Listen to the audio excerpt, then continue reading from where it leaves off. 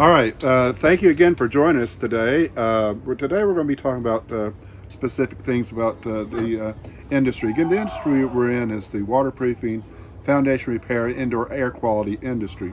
And there's specific parts we want to talk about. First of all, there's some hidden things that you will want to know about. One, how does a call center work? Michael and I will be talking about that in a second. We'll also be talking about a very, it sounds almost nebulous, or almost to the point of being a questionable thing, but what is ADL? A like Apple, D, dog, L, Larry. We're going to be talking about that. ADL is something you're going to want to know about. Michael, would you like to say anything else before we get into the series? Uh, yeah, that's a really important topic because I think when folks call into the call center, they are expecting to have a professional experience, and really the call center people really have never done any types of inspections before, not qualified. So we look forward to talking about those topics and some pitfalls you need to look for. Very good. We'll be following this up in the next series in just a few minutes.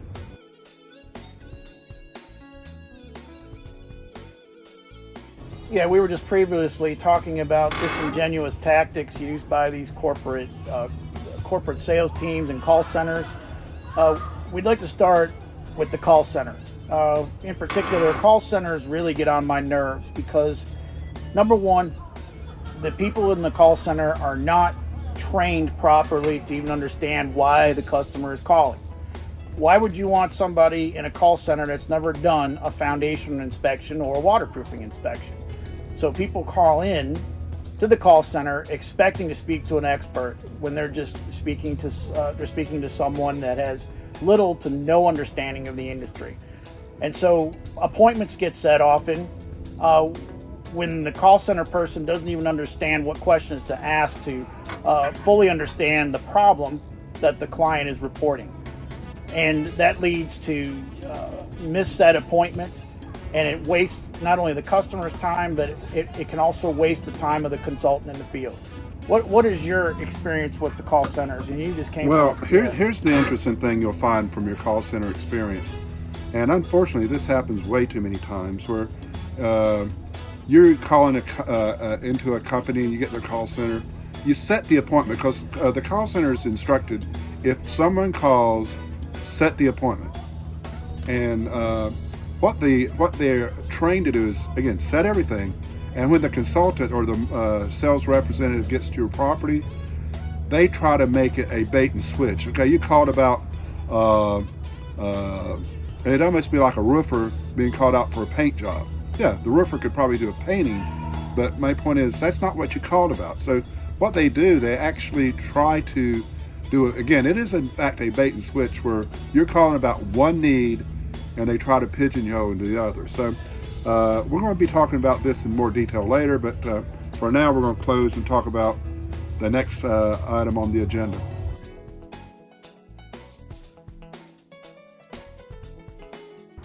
One of the most important things the consumer needs to understand about how these corporations are set up, the disingenuous activity, is largely framed around ADL, as we talked about in the opening segment.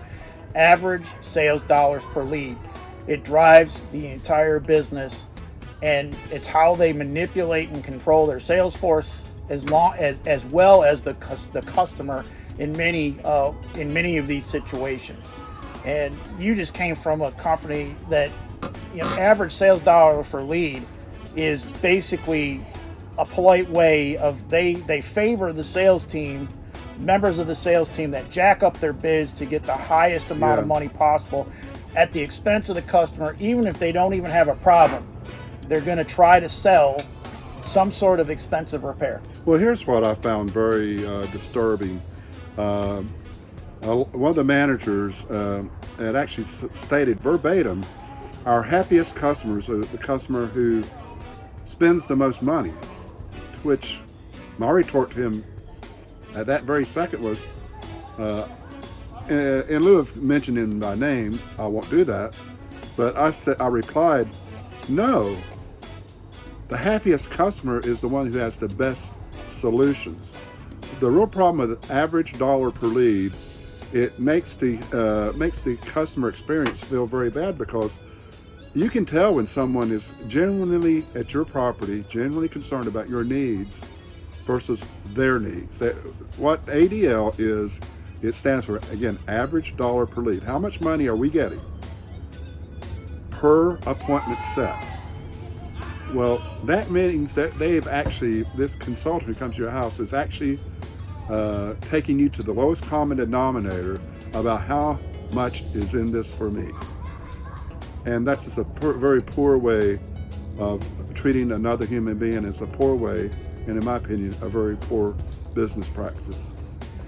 Exactly. What you have to understand is if the salesperson writes up a $10,000 job plan, they're getting 15% commissions. So that goes right to the consultant right off the top. That's before any other expenses. So that's why these companies are so expensive, is they have to pay such a high commission to the salesperson. And it also breeds, as Roger shared, disingenuous activity, where consultants tend to over-embellish and overindulge as far as what they recommend to the client. They'll recommend services that are just flat out not needed. And that's to feed that ADL principle that the business owners and sales managers use. And they actually file reports and go over the sales meetings with the consultants of who has the highest ADL gets favored and gets the leads put into their calendar. And that also creates a situation where those salespeople are going to probably take advantage of the client in a terrible way. When the solution is less important than the earnings, when the solution that they're giving you is not as important as a revenue generated back to that consultant, then you have a problem. If a person has a $30,000, $40,000, $50,000 problem, that's fine. But it's got to be the problem that you want to solve, not what the consultant wants you to buy to help drive their self-interest. Again, Michael, anything you'd like to add to this? Just to understand it, it'd be one of the first questions you should ask. Are you a commission-based salesperson? And the reaction you get should pretty much set the tone for the rest of your appointment. If you want objective third-party analysis from independent folks like ourselves, we are not a commission-based sales team. So we structure ourselves completely different, and we want our customers to trust us to be objective and impartial on that appointment, to be able to diagnose that problem with the impartiality that you deserve. So please call us at the number at the bottom of your screen, or you can see our website and you can send us a message there. But yeah, we look forward to talking to you more about ADL and call centers. Just give us a call, and we'll be glad to have a phone consultation with you. We appreciate you joining us today. Thank you very much.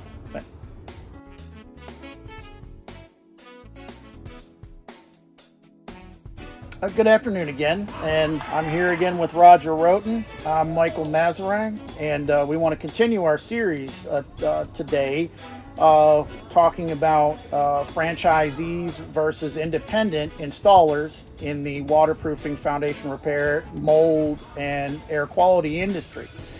And what we'd like to talk about in particular is the quality of the production teams. During COVID, there was a mass exodus of qualified people from the industry, and from the sales team right down to the production people and the people in the office, and they've been replaced by very much inexperienced people.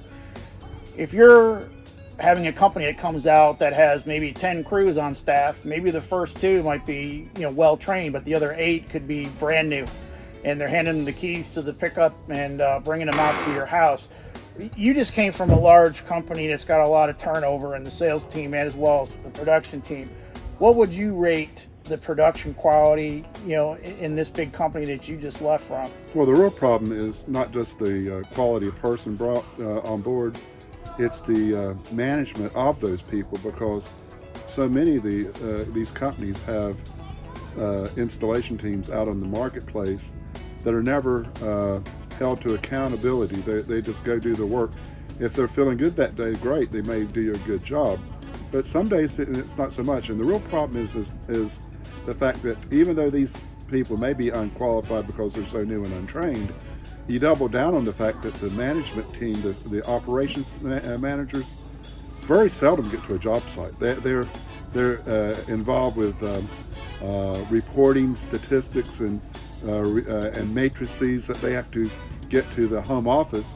They spend 70-80% of their time actually doing detail work in an office behind a desk, and never actually get to the job site where really your problem has to be satisfied and solved. So you have crews that are simply not managed, they're untrained, unqualified, and the problem is, again, you're the one that suffers. They expect a high dollar payment for the average at best installation of work. So again, just be careful when you do talk to your consultant. I would quiz them strongly about the quality and length of service that the crews have been there. And I would truly try to tie that down to specifics as opposed to generalities. You can even, when you talk to the call centers, ask to speak to someone who's actually done an installation. Request the phone number to one of the job foremans and superintendents. And if they don't want to give that to you, that should be an indication of where that company sits. Just being completely upfront about this. I mean, the average waterproofing foreman or superintendent, it takes 3 to 5 years to be fully competent. If you're in the foundation repair element, putting in helical piers and doing specialty type foundation repair installs, it takes 10 years to be a competent foreman, superintendent level professional. If you're doing structural wood repairs, you better have good carpentry skills for rip and run in these crawl space jobs. And a lot of these companies they either outsource it to a third party or they do a terrible job, the kind of stuff that we rip out. So it's really important right now to use an independent company that doesn't have the large management team or the large layer of management over the crew structure. The smaller companies are going to be able to offer better services because they don't have this manager managing this 3 layers of management, which finally gets to the sales team and to the production team. A lot of the problems that occur in the field don't even get seen, and the customers just don't know better. They don't check. So even using a third party like an engineer or a hygienist would also be a wise way to have an inspection or pull a permit. Have somebody inspect behind it if you're using one of these larger firms.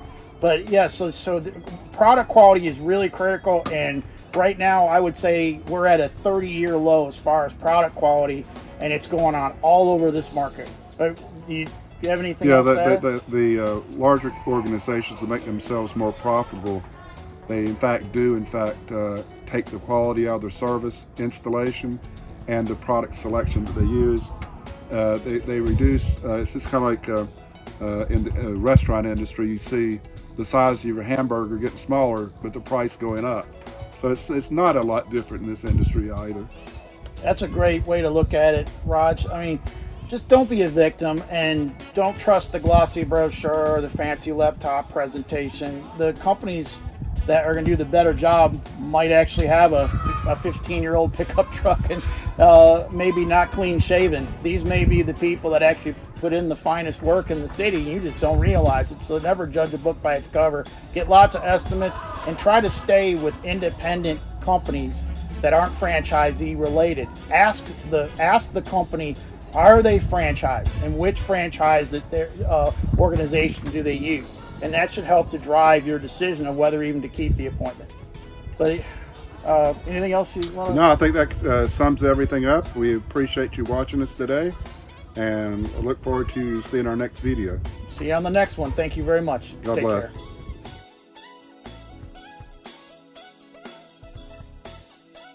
Thank you for joining us. This afternoon we're going to be talking about warranties in the waterproofing, indoor air quality, and structural repair, foundation repair industry. There's lots of information you can gather online, but today I'm going to let Michael start off talking about warranties in the industry itself. Well, warranties is really a fascinating topic, and because we're a smaller company, sometimes customers will choose not to work with us because they get flim-flammed by the bigger companies' glossy brochure warranty, or basically a false story about how their warranty is better than every other warranty in the city. Well, it's not true. It's just smoke and mirrors. Really, quite frankly, a warranty is only as good as the product that was installed. If you've got a good quality product going in the ground in the first place, there's really no need for a warranty. And I often will joke about that with one of my business partners at Piedmont Foundation Repair. He's never had a callback. And the reason why he's never had a callback is because he's 54 years old and still in the field, and he's a perfectionist. So I say that to customers. Chris has got the best warranty in the business because he's never had to use it. So, so really, the flash and pomp and circumstance about warranty is misleading. You can count on any of the big companies in the phone book. They've got a stack of litigation on their desk that they're dealing with, and at least 15 to 20 accounts that are litigating at this current moment because of the disconnect between the management team and the production in the field. Another thing you're going to find, Michael's absolutely 100% right about the litigants in this industry, but you can't. For you as the customer, it's very hard for you to find this out because a lot of these national companies have information technologists who are constantly washing out negative reviews from customers. So I had one just a few days ago who said, if I'd have known this was a bad company, I would have never used them. I said, well, the reason you can't find that out is that they in fact do have people who their entire job is to make sure that complaints, either Better Business Bureau or Google reviews or other online services, disappear. And if you have people who that is their whole business, and so Michael's absolutely right when you consider that warranties are nothing but a piece of paper.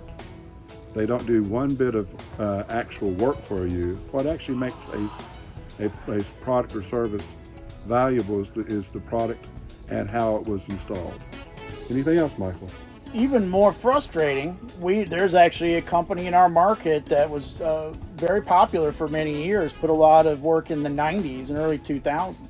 Well, they sold the company, and the warranties were sold to some overseas conglomerate, and they don't honor the warranty. So somebody calls from an install back at that time, basically crickets. So be aware that these franchisees often get bought and sold. That's true. Behind the scenes, and part of that deal is they're not going to take on the old clients. They don't care about the old warranties. So basically that pomp and circumstance from that glossy brochure warranty is it's just wordplay. It's word salad. Your best warranty is going to be from a company that's smaller, that is dedicated, and is going to put in the work correctly, so you never have to use that warranty in the first place. So if you have any more questions about warranties in the foundation or repair or waterproofing arena, give us a call and we'll be glad to fill in some more details on that. You can call us at the number below your screen, or you can check us out at our website and reach us that way. But we look forward to talking to you about that and any other issues you might have at your house. We appreciate you joining us today. Thank you very much. You have a great day.